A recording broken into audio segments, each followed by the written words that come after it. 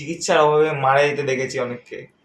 তো ওটাই মানে ছোট থেকে ভেবে এসেছি, হ্যাঁ মানে যদি কিছু হতে হয় তো ডাক্তারই হতে হবে। প্রথমবার না হলেও দ্বিতীয়বারের নিট পরীক্ষায় 954 র্যাঙ্ক করল মুর্শিদাবাদের সীমান্তবর্তী সাগরপাড়ার নীলম্বরপাড়ার শুভম মণ্ডল।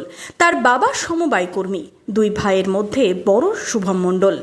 ছোট ভাই স্কুলে পড়ে। ছোট থেকেই ফ্যামিলির সদস্যদের পাশাপাশি শুভমের ইচ্ছে ছিল চিকিৎসক হওয়ার।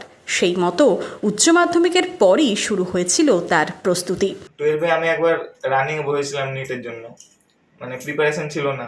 12-এর পর থেকে আমি ভাবলাম যে হ্যাঁ এই পরীক্ষাটা দেওয়া যেতে পারে ডাক্তার হতে গেলে। তো দিয়ে আমি একটা দাক্ষানা বলে একটা ইনস্টিটিউশন আছে, ওখানে চান্স পেয়েছিলাম। ওখানে 1 ইয়ার ফ্রি কোচিং হয়। তো ওখানে গিয়ে আমি ট্রাই করলাম নিটের জন্য পড়ার। 1 বছর পড়লাম। দিয়ে মানে 12-এর পর থেকেই বেসিক্যালি স্টার্ট করেছি। উৎসাহ আমাকে মানে ছোট থেকেই বলতো যে ডাক্তার হতে হবে এইসব। দিয়ে মানে একটু ছিল যে হ্যাঁ মানে হলে ভালোই হয়। কঠোর পরিশ্রমের ফল মিলল হাতে নাতে। দ্বিতীয়বারের চেষ্টাতেই নিটে 954 র্যাঙ্ক করে চমকে দিয়েছে সে। মানুষরা সব থেকে বেশি বিশ্বাস করে ডাক্তারের উপর আর কি।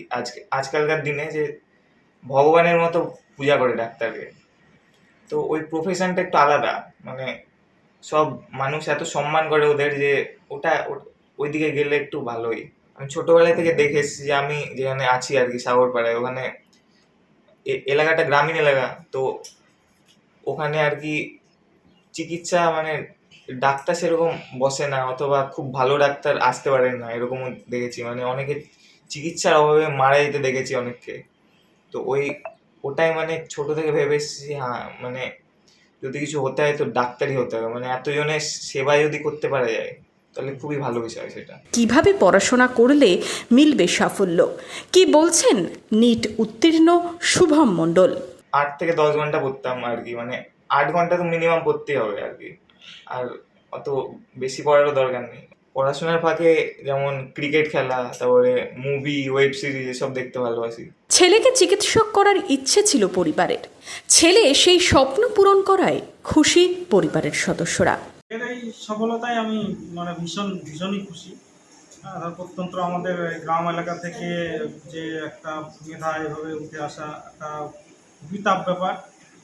আমরা যে সমস্ত জায়গায় বসবাস করি তো সবাই জানেন যে আমাদের এই সাগরপাড়া এলাকা থেকে উচ্চশিক্ষার জন্যে কত দূর দূরান্তে পাড়ি দিতে হয় আমাদের। হ্যাঁ, সেটার তো আমাদের যে উচ্চশিক্ষার ব্যবস্থাটা আমাদের এখানে তো নাই।